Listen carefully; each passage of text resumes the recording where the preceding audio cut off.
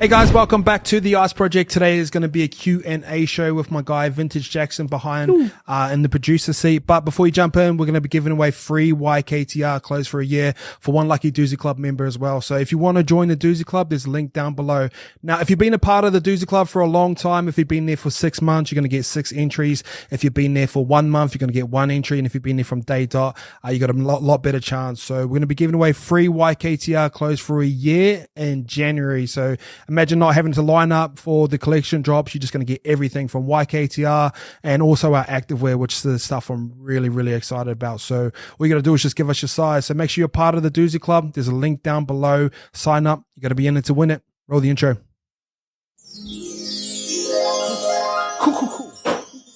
Do we still have the intro? No, I literally was just trying to play with it before. All we've got is this. It's like a chimes. All right, guys, welcome back. We're going to do a bit of a Q&A. I haven't prepped for these questions. Jackson's just going to hit me straight off the bat. So, Jackson, question number 1. Journo vibes, let's do it. Yeah, I've broken these down into sort of business, sport, and life, bro. But straight off the bat, back downstairs, which means you'll be back podcasting, I guess. How do you see the Ice Project in 2023, bro? To be honest, I'm super influenced by Stephen Bartlett at the moment. He's probably the best podcaster. I think he got the highest rating podcast in the world maybe on Spotify or something. So thing about podcasting for me, and I've really always enjoyed it, is like I enjoy talking to people that are a lot smarter than me. And the value of a podcast is you can take that content and share it out. So I feel like I've lacked this year. A lot of things have been happening behind the scenes and been trying to sort everyone else. But I've made a promise to myself that I'll get back into podcasting and documenting the journey and interviewing people and just doing a lot more one-on-one stuff. And Jackson sort of alluded to, we're back downstairs. It's a mad environment right here at the moment. This podcast studio is fucking sick and I love it. So Ice Project will definitely be back and I want to make some moves in this space. Righto. 2023 content goals for YKTR Sports, bro. Content goals for YKTR Sports. Obviously, grow the sports show out to be as big as we can possibly make it. I'm not trying to compare us to anyone else. I know a lot of people compare us to sort of bloke in the bar, but we're trying to create our own sort of path and avenue. We've got some new shows coming. I don't want to talk about those too much. I've learned from my past, like I normally just go out and just go, fuck, I'm just going to do this and bang out and just say whatever and have a crack. And a lot of the times we do fail. A lot of the times we just get too excited. Ventures, but yeah, I get too excited. It's a blessing and a curse. But yeah, got a couple new shows that we're really excited about that I don't want to talk about too much, but sports shows big as possible, bring back the vlog and really dive back into community and go back to what we were a couple years ago. So a lot of content, a lot of community, and just go back and forth. That's the goal. What worked well for us this year in the content space, do you think, bro? I think once we stripped it all the way back and we just focus on a couple key shows, like I think we were spread out too far. A lot of us were across a lot of different platforms. So I think one show just needs to have a certain amount and you give that show a bit of time. And if it works, it works. If it doesn't, it doesn't. I'm happy to live by that. But I think the recipe is staying consistent. If you look at a lot of influencers around the world, like a lot of them aren't, and I say this about myself, there's nothing really that special about us. It's more so that we just kind of had a crack more than anything and just try to stay as consistent. And it started with vlogging. I moved into podcasting. Now I've moved away from podcasting and getting back. I think the best thing about content is just staying consistent and building an audience and building routine. So like, the sports show is going to be dropping on a Wednesday, collection is going to be dropping on a Thursday, the vlog's going to be dropping on a Sunday from next year. So it's just sort of building that routine into your audience and trying to stay as consistent as possible. And bad things can happen, that exists, but it is what it is. You mentioned in one of your courses that sort of conditioning the audience. What is like, I'm going off the cuff here, but what do you mean when you say like training an audience to expect something like that? How do you then see a return like from a business standpoint? It's just consistency. So like if you look at clothing, for example, this is like our main source of revenue at the moment is clothing. Is like you want people to buy into the story. So if you look at something like a movie, which is like 2.5 hours, 3 hours long, you can kind of fall in love with a character. If you look at something like Netflix, really, really important. So say Netflix, what's the biggest Netflix series ever? Game of Thrones. Yeah. So people were so invested into that. Yellowstone at the moment. Yeah. People were so invested into that because instead of a 3-hour movie, when you're meant to fall in love with a character, you fall in love with them over 4, 5, 6 six seasons. So with the thing with vlogging, which is important, is it's breaking down the internet's breaking down the gatekeepers. So if you think early 2000s or 90s, you have to get spotted for you to get on TV. Then reality TV come along, and it wasn't so scripted anymore. People just sort of fell in love with the Kardashians, and they're probably the best example. Then the internet come along. YouTube gave people like us who basically nobody's a chance to pick up a camera, film, and try and build a brand. So that's why it's really important. All right, I like it. This is kind of a two-part question, bro, but 2022 highlights for both YKTR and then YKTR Sports. If you had to pinpoint a moment or one thing that you're super proud of with YKTR this year, what would that be? There's like elements of survival there. Like, I don't know, probably we'll talk about this a little bit more down the track. I think Magic Round really sticks out for me. Yeah. That just felt like an accumulation of a lot of things. And we say often that, like, we forget how far content can go sometimes. The Doozy Club events anything Doozy Club related has been really, really fun just to sort of take people out for dinner and hang around with us. And probably the thing I'm most proud of is like when people meet us in person, they say, oh, you're exactly the same person on content that you are in real life. So I think that's probably the thing I'm most proud of. They also say you're taller in real life. Yeah, they do say I'm taller, Jacko. Thank you. I appreciate that. That's the stuff. So that small, all those little small things, those nice messages, that's really important to me. I think we're able to donate close to $500,000 worth of clothes to like Lismore floods and homeless people. And one of our goals is not to have any of our product end up in landfills. And that's been something I'm proud of. What was the other question? Yeah, and then for sport, same question. Sports. Of highlight for sport. One moment where you can kind of, I think Magic Round again. I know you spoke about it then, but there was probably 3 or 4 times during that trip where you kind of pulled us aside and like, "Oi, smell the roses, boys! Like, enjoy this." Yeah. I think that was it, bro. The Magic Round stuff, and just to rock up and like I know we're kind of a rugby league brand, especially with our YKTR sports side, but yeah, that. Magic Round is like the accumulation of rugby league, so it's a little bit biased, but it was fucking fun. So I'm excited to go back this year.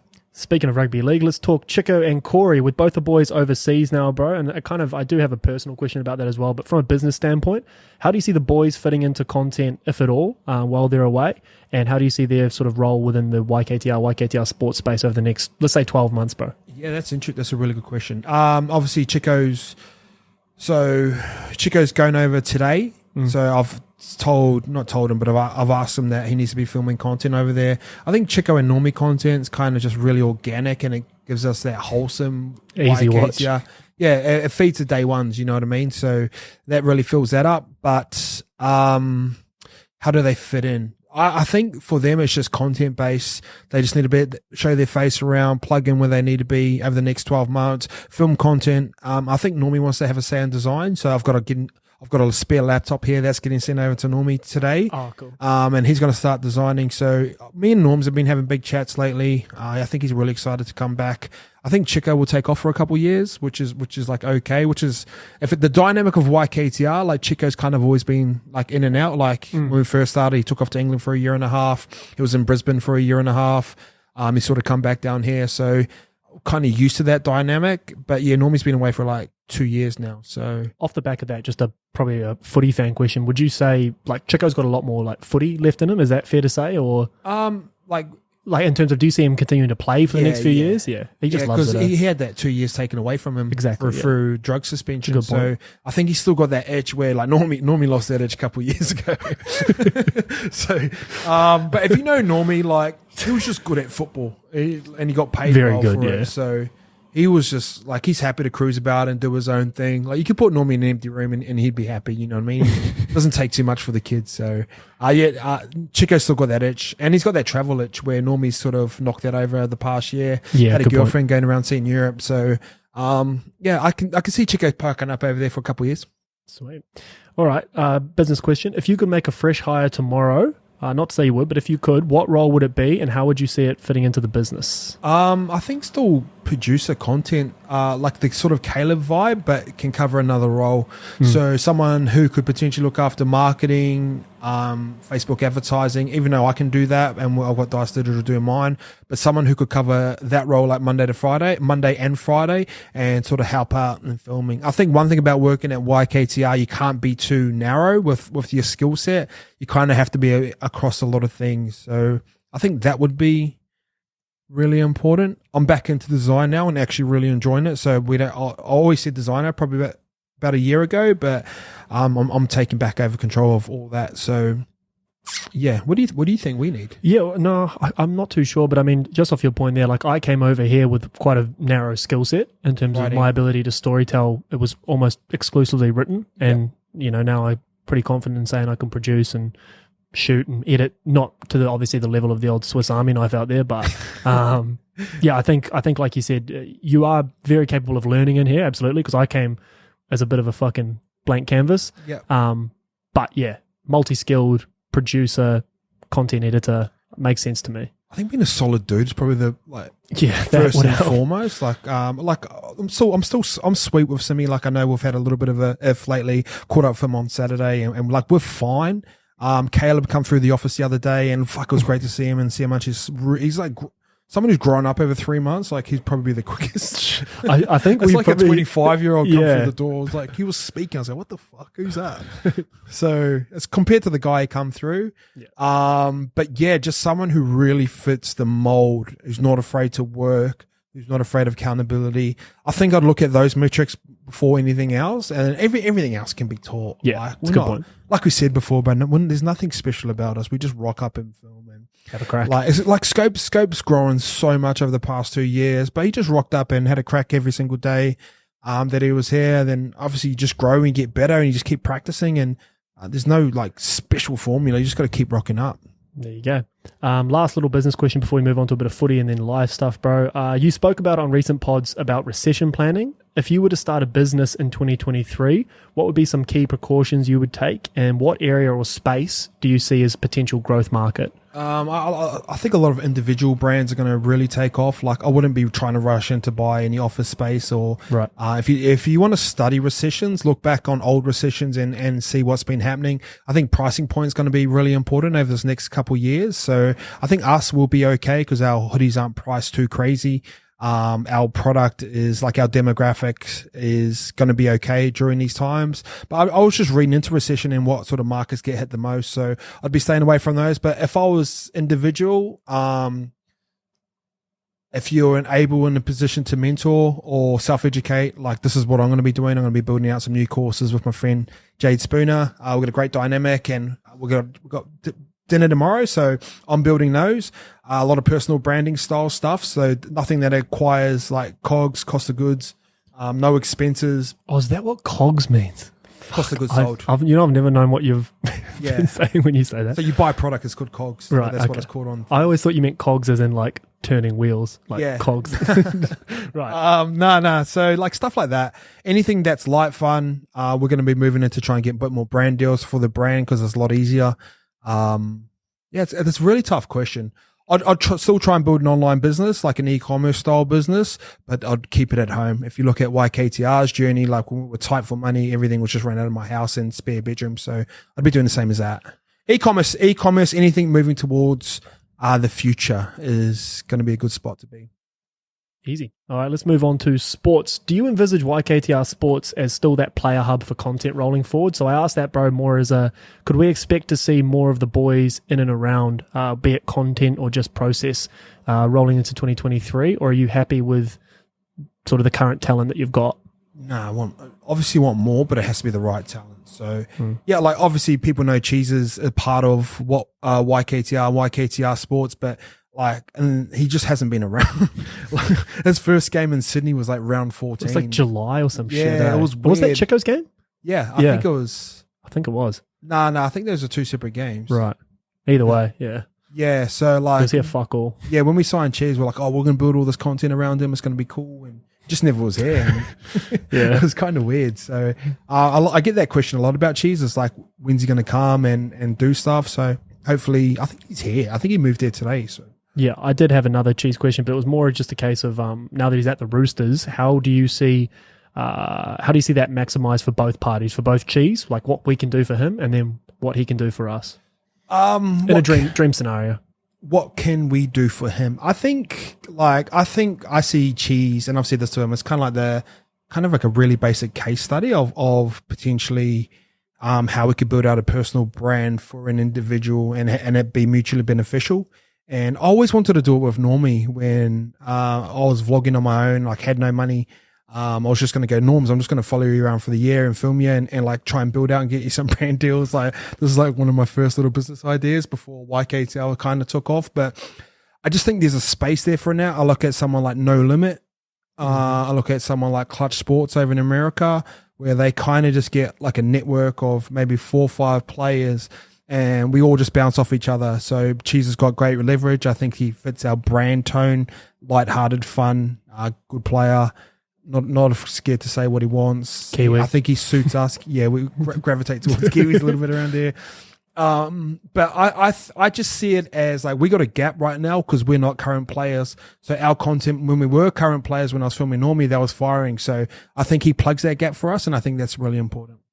Awesome. And then what can he do for us? It's not so much what he can do for us, is it? Yeah. I think he plugs that current player mold. Yeah. Like when we signed him last year, he was just like, out of everyone in the comp, he's the only guy I really wanted at that time. Obviously, you like a couple more. Yeah. The KPs, Nathan Cleary's. But like if you pay attention to the way it's working now, you see, look at like obviously No Limit, prime example where they got Latrell, Jackie White, and Cody Walker, but that's it. Like I know a lot of the boys would want to sign on with those boys, but I think they build things nicely. And then you look at someone like a Nathan Cleary, who's part of like those West boys. So he's a line of that drinking company, Drink West. He's lined of Adidas, so he's kind of doing his thing there. And then I think you'll take a couple. I think you'll start to see players move a little bit like that, like we were, like YKTR were. Paddy Pimblett's probably a good example of he aligned himself with Barstool, and it's sort of it doesn't have a direct benefit for Barstool brand, but the bigger he gets, obviously the better it is for Barstool, but they're just a vehicle that help him be all he can be. And I think to your point about Normie, you just wanted to make Normie a superstar, and we just wanted to do the same thing. I thought he was just wasting his Instagram. Yeah, his IP. yeah.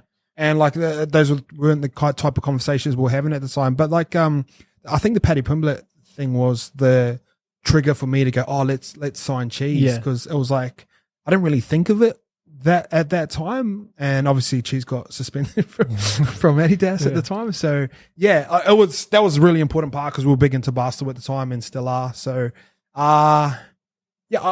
just pay attention over the next 10 years. I think players are going to start moving in groups. Yep. And I think people will mirror what we do.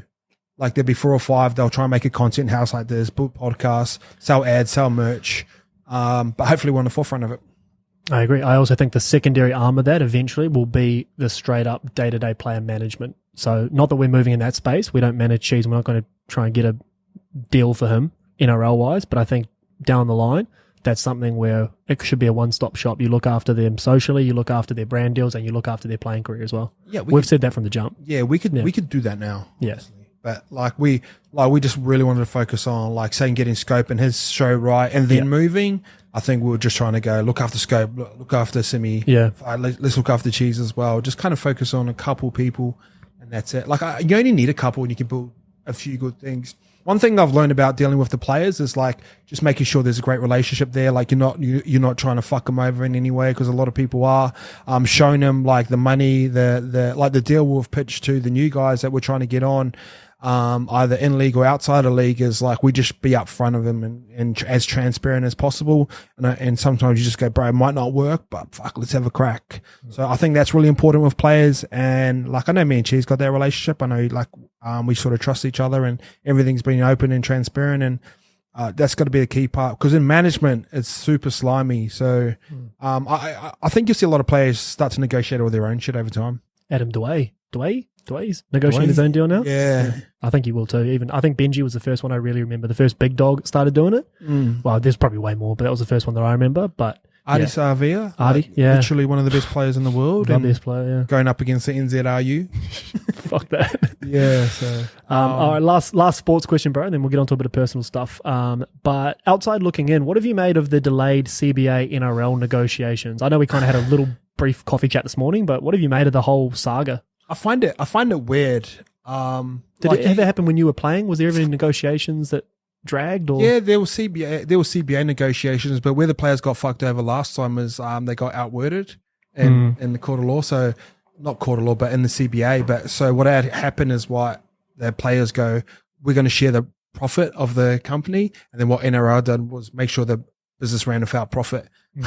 So say there was $1 million profit that ended at the end of the year, they'd turn that $1 million into expenses, so hire more staff, and it sort of started to crumble after the COVID stuff happened, and like NRL's got more staff than like the Premier League and like one of the biggest leagues in the conference, stuff like that. No assets to their name, so no stadiums, no land, no ground. So as a business like as big as the NRL that turns over $1 billion, they should be having a lot of assets there. I just find it interesting. Obviously Vlandis is we wanted a Dana White style guy to run, not a pushover. Yeah. And I think there's just got to be a certain way that you do business with him. He's like the type of business guy you wouldn't want to fuck over, just from an outsider looking in. But it affects everyone from top to bottom. So, and I get the players' point, and I get the fans' point, the way it's positioned. Like, it looks like they're being greedy. The way they manipulate like storylines, like they'll be like the average NRL player's wage is like $400K.